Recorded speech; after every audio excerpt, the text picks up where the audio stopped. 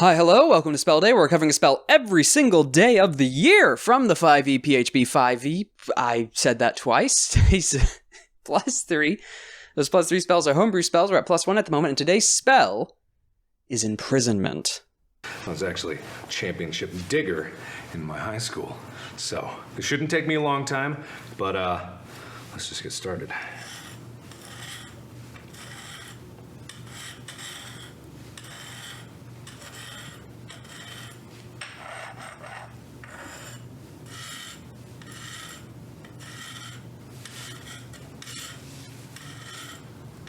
Ninth level Abjuration, casting time for 1 minute, range of 30 feet, components of verbal somatic material, a vellum depiction, or a carved statuette in the likeness of the target, and a special component that varies according to the version of the spell you choose, with at least 500 gold pieces per hit die of the target. Duration, until spelled.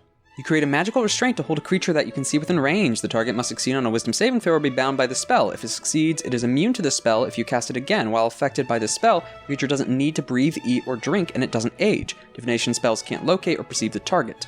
When you cast a spell, you choose one of the following forms of imprisonment. Now, like a lot of other option spells, we're going to skip to the end of this spell, and then we're going to go back through the options. Ending the spell. During the casting of the spell, if any of its versions, you can specify a condition that will cause the spell to end and release the target. The condition can be as specific or as elaborate as you choose, but the DM must agree on the condition is reasonable and has a likelihood of coming to pass.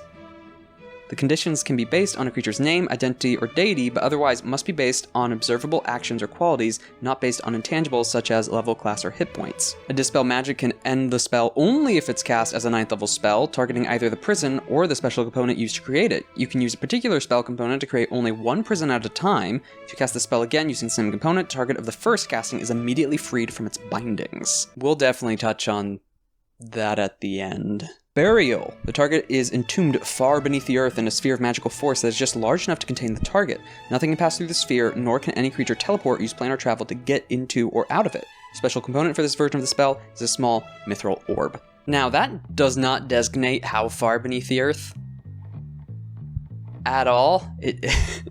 Also, something to bring up before we get into too many of these. Some of them specify it, but it doesn't put you in stasis. Some of them do, but most of them don't. Meaning, you are virtually in isolation and trapped for who knows how long. Again, based off previous description of agreeing with the DM on an event that is likely to come to pass. But still, imagine just being buried in a... It also doesn't say it's opaque or It also doesn't say whether you can see through it or not. It just says magical force. You might be able to see it, so just somewhere deep in the Underdark there's a sphere holding a Tarrasque that's just rapidly going at its cage, waiting for the spell to break. Or some great demon, or aberration, or elder mind, and, you know, have fun with it. No teleportation, that makes sense. The mithril orb is a bit interesting. That's an expensive mithril orb. That one's probably the simplest, it's just a big giant magic hamster ball somewhere underground. But again, the big thing is how far underground. It doesn't specify. Could be somewhere in the Underdark, if depending on the setting, could also just be shot straight down to the mantle. Literally thousands of years until the orb comes back up. Chaining. Heavy chains firmly rooted in the ground hold the target in place. The target is restrained until the spell ends, and it can't move or be moved by any means until then. The special component for this version of the spell is a fine chain of precious metal. It's metal, in the sense that, come on, it's an image of someone bound by chains all around on the ground. What, it's like SCP Chain God or Tai Lung from the first Kung Fu Panda? Those are very disparate references. I mean, that one sucks. I mean, the sphere is somewhere deep underground, and you can look into it. Also, I forgot to mention that this doesn't make them immortal. Sure, they can't die of age, or starvation, or lack of sleep, but if you can still get to them, you can still kill them. The chains is just the ultimate execution. You've stopped whatever boss is there. It is just chained to the ground. It cannot move. It is permanently stuck there. It's just it's a permanent restraint. A very expensive one, but you could just put this, I mean, it could still do actions because it's only restrained. So that one, I'm not sure. It looks cool. The actual logistics of it on whether this is a good option compared to the others. Have someone chained up in a town city. Town square. Hedged prison. The spell transports the target into a tiny Demi Plane that is warded against teleportation and planar travel. The Demi Plane can be a labyrinth, a cage, a tower, or any similar confined structure or area of your choice. Spell component for this version of the spell is a miniature representation of the prison made from jade. Now, it doesn't give any descriptions of the Demi Plane, but having someone trapped in a pocket Demi Plane is quite interesting. virtually in whatever the statuette you're holding. Again, all of these keys are a representation of what they're trapped in. That one's a bit more interesting, almost like Rapunzel in a tower, but the tower's in a separate dimension. Minimus containment. The target shrinks to a height of 1 inch and is imprisoned inside a gemstone or similar object. Light can pass through the gemstone normally, allowing the target to see out and other creatures to see in, but nothing else can pass through, even by means of teleportation or planar travel. The gemstone can't be cut or broken while the spell remains in effect. The special component for this version of the spell is a large transparent gemstone, such as a corundum, diamond, or ruby. That's a fun one. What's the idea of the soul gem from Elder Scrolls, or the Wolf Queen, where the werewolf spirit was trapped in a gem that was given to her and it slowly corrupted her over time? Now, depending on their power and reach through of gems, I mean, they're trapped. So I don't know what they could reach out of it with. But hey, having a creature that you can visibly see stuck in a gem, having that in jewelry or a crown, don't tell me. That's such a great image. Think of a great tyrant or king that this crown passed down through generations that has a bunch of demons that tried to destroy their kingdom trapped in the gems of it. Or wizard staff, which the top of the focus with its gem has, again, a devil that tried to make a deal with it and it just ended up trapping the devil instead. Whenever it breaks free, though, that payment comes due. Slumber! Here we go. Target falls asleep and can't be awoken. The special component for this version of the spell consists of rare soporific herbs. That's just Sleeping Beauty. That is just 100% Sleeping Beauty. There's nothing else special about it. It's not in a separate location, people can't get to it, planar travel still works. It's permanently asleep, which, if you know the sleep spell, it's unconscious. You've just thrown a boss into unconscious. Go at it. It won't wake up until the spell's the only way of waking it up. Now, after going through all the options, we're gonna get to some of the specifics of it and why this is a mix of things. This is a DM world building spell, but it can be used by the players. It can be. One important thing to go off the bat, oh, that's an expensive material component, and you need to know the hit dice of the creature, which, if you're not just going off the stat block, it's best to overestimate than to underestimate, so something really expensive lasts until the spell. It also takes a minute to cast, so we're in the middle of combat trying to cast this. That is 10 rounds of uninterrupted casting. That, to be fair, will likely set up a scenario where you can insta-kill this boss. But compared to using other spells to do that, then again, this is also a spell that's meant for things that you can't kill normally. Because I brought up examples of Tarask and stuff, because Tarasks, the base one, when they're killed, they just will come back eventually.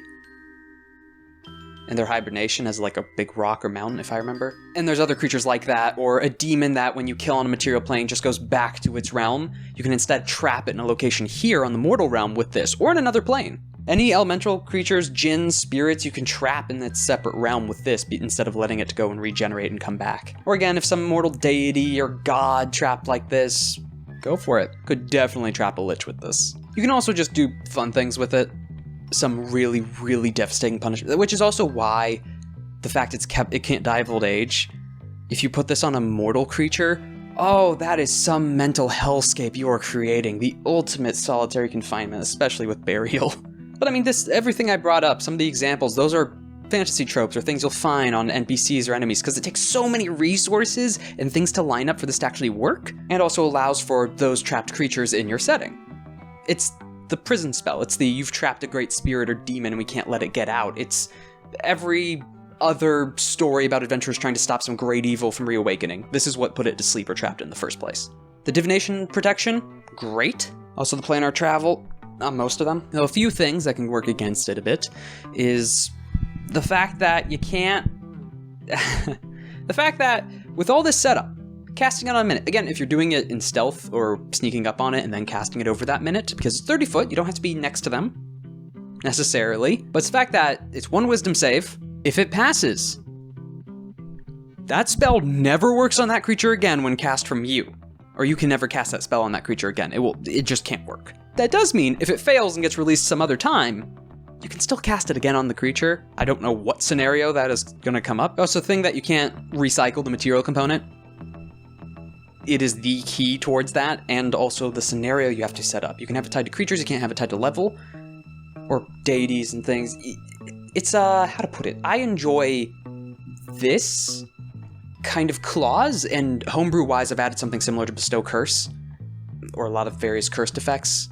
is the fact that there is a key to it, or in making the spell, you can't just permanently trap something. There has to be a backdoor to it, essentially. And that backdoor you have worked out with your DM, or you make sure it's allowed by the DM in a situation that has a likelihood to occur at some point. So you cannot have a situation where you can't. This gives the DM permission to just step in and not have the player use some scenario like, oh, I'm going to throw this into the outer realms or the outer plane or something, and it has to be this one specific duck that walks up to it in the Eldritch Horrors, and no. It's trapped in like 7 billion Demi Planes, one within the other. No. So even though this can be in the player's hands, it's still well within the DM to control. One, when world building and setting up creatures that are already like this, again, that trapped creature scenario or spirit or whatever, and then also if a player is beginning to interact with it, likely this is being used on a really big important thing in your setting, because again, this is like the last case scenario for something that can't be killed. So this still gives you some leeway to allow it to come back or break out at some point. That evil is never truly vanquished. I know in my setting I've used this and players have come across some of the examples of it, or creatures that are trapped this way. And depending on the creature, I allow, if they're already extraplanar in some sense, they have magic that allows them to influence things already outside of themselves, like, oh, just their presence corrupts that gem scenario, or even if they're buried, the landscape will begin to corrupt, like how a layer action, or when a creature's regional effects. I just still implement those, so you can kind of target where it is. I don't know, I think that just adds additional flavor, but that's up to the DM's decision. World building wise, it's a lot of fun. I really enjoy this spell. It fills so many tropes and scenarios, and even in its options, different ways something can be trapped, and the various situations you can set up to break the key out. It's a MacGuffin automatically built into the spell. And when in the hands of players, I mean, it can be really powerful, but I can't think of too many players willing to invest that much time, effort in trying to sneak up to get this off in the first place, especially when it comes to one save. Which if it fails, entirely plans are going to have to be scrapped. But it is the one way of really stopping an unstoppable force. Especially with the clause on the Dispel Magic of the, I know I'm standing here for the rating, but especially on the clause of the Dispel Magic having to be a 9th level. And on the object or where it's trapped. And I both I think, or just the trap, are protected by divination. Or from divination. 8 out of 10. I'd put this higher, but because in the player's hands, usually the scenario is not going to come up too much for the player's case. So that's definitely docking it a bit. In the rare slots for 9th level spells and how expensive that material component is and the chance of failure and it can be undone. But world building wise, if you have powerful spellcasters and powerful enemies, this is going to be used. This is going to be used. So that would bump it up, and it equals out at 8 out of 10. Though, I don't step up here that often after the rating, but when it comes to DMs or players, or I don't know, do you have any plans for now using this spell, now that you know some of its additional features and kind of the role it's supposed to fill? Or have you bumped into this, or have you used it in the past? I'd love to hear it, and I'd love to share the examples with the community. So write it down below.